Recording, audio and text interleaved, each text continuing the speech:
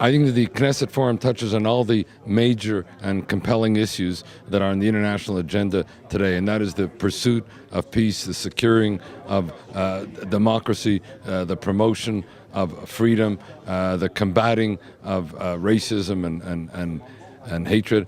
And I think what you heard today was a plurality of voices that really underscored these basic themes. I was pleased that this was being revived in the memory of Yuri Stern.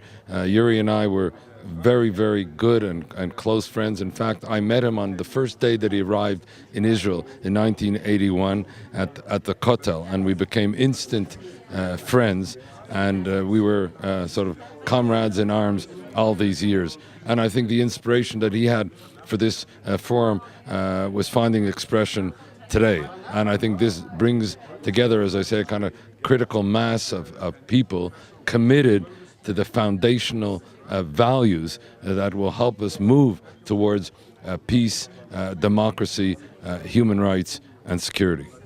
One of the things we've done is create a broad coalition of members of the Knesset, 5 different parties, and others are joining as well. And we've also brought in external expertise to join our advisory boards to really guide this effort forward. How do you think members of the Knesset can, what tools do they need, and what is the infrastructure that they need to really take leadership initiatives and be at the forefront of global affairs? Well, I think one of the most important things are that Knesset members, came together from different parties in common cause. Whether it's in the Canadian Parliament or whether it's the Israeli Knesset, I think Parliament is served best, and those issues that we care about are served best when we can come together in common cause and not find ourselves divided or polarized around issues that we care about so genuinely, and we should identify what are the frameworks within which people can work together in common cause. I think it would be a good idea to set up task forces around some of the issues that were discussed today, with representation from different parties in the Knesset, and I hope we'll do the same thing in Canada, so we can look at the questions: how do we best promote the Arab Spring? How do we best promote the movement towards democracy, the movement from fear societies to free societies, while taking into account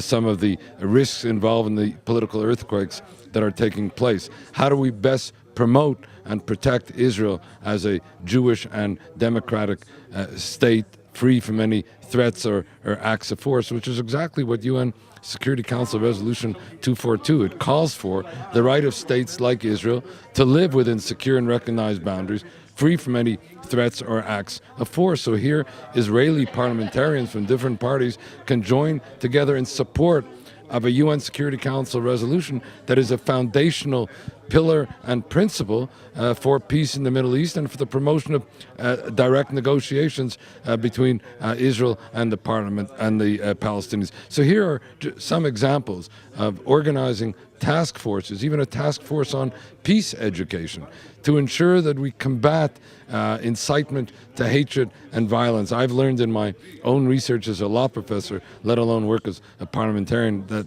it's the incitement to hatred that takes you down the road, to violence and terrorism, and as the initial assault on peace. And so how do we promote peace education? That also could be, I think, a very good organizing framework for parliamentarians from different parties.